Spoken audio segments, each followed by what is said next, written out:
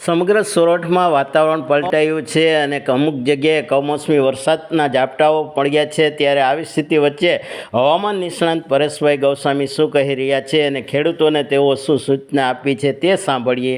પરેશભાઈ, આ જે હાલનું વાતાવરણ હવામાન ખાતાની આગાહીઓ છે કે છેલ્લા 2-4 દીમાં જે કમોસમી વરસાદ પડે તેવી ને હાલ પણ અત્યારે કમોસમી વરસાદ અમુક જુનાગઢ જિલ્લામાં પડ્યો છે અને વાતાવરણ પલટાયું છે, શું કહેશો?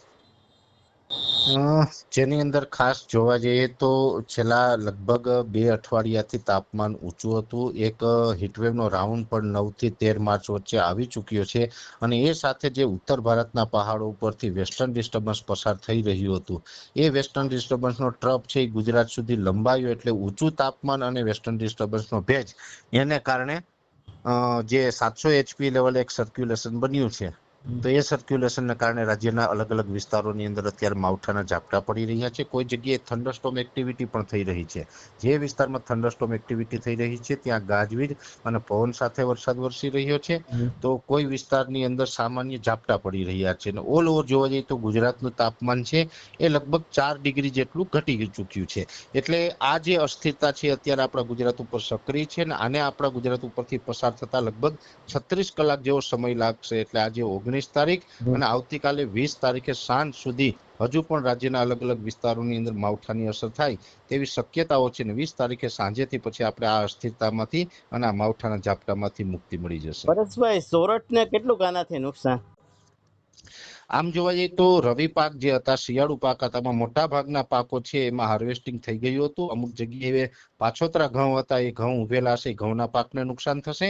ખાસ કરીને જે બાગાયતી પાક છે લાંબા ગાળાના, ને એમાં પણ જે કેરીના પાક છે એમાં અત્યારે ફ્લાવરિંગ લાગ્યું છે, એ કેરીના પાકમાં બહુ મોટું નુકસાન થાય તેવી શક્યતાઓ છે। કેમ કે આ માવઠું છે ને એની સાથે પવન પણ છે, એટલે પવન સાથે માવઠું પડ્યું છે જેને કારણે બાગાયતી પાકમાં બહુ મોટું નુકસાન જવાની ભીતિ દેખાઈ રહી છે। હજી સર કેટલા 24 કલાક તો ખતરો ખરો ને?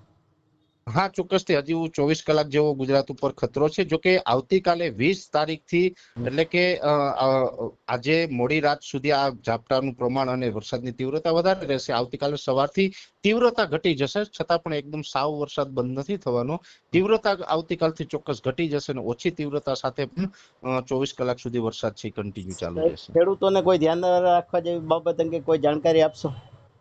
ચોક્કસથી અત્યારે જે વિસ્તારની અંદર માવઠું પડ્યું હોય ને એ વિસ્તારમાં જો કોઈ પાક ઉભેલો હોય તો એ ઉભેલા પાક જો લાંબા ગાળા સુધી ઉભે એમ હોય તો એને પાલર પાણી આપી દેવાનું છે। બીજા નંબરની અંદર સારા એવા ફૂગનાશકના કન્ટેનરનો છંટકાવ કરવો, જેથી કરીને ફાઇટોપ્થોરા બ્લાઇટ છે, અલ્ટરનેરિયા બ્લાઇટ છે, કોલેટોટ્રાઇકોમ છે, ફ્યુઝેરિયમ વિલ્ટ છે, વગેરે પ્રકારની જે ડિસીઝ આવતી હોય એનાથી આપણે પાકને બચાવી શકાય ને। નહીંતર આ જે ઠંડુ પાણી હોય છે, કેમ કે આપણે કુવાનું કે બોરનું પાણી અત્યારે પાકમાં પીવડાવતા હોય ગરમ અને હુફાળું હોય, જ્યારે માવઠાનું પાણી છે ઠંડુ હોય છે ને એમાં પણ અનેક જગ્યાએ કરા પડ્યા છે, એટલે ઠંડુ પાણી છે ને કારણે પાક બળી શકે છે। એટલે સારા એવા ફૂગનાશકના ડોઝ છે એના અંદર કરવા જોઈએ। જી પરેશભાઈ, અમારી સાથે વાત કરવા બદલ આપનો ખૂબ ખૂબ આભાર। જી।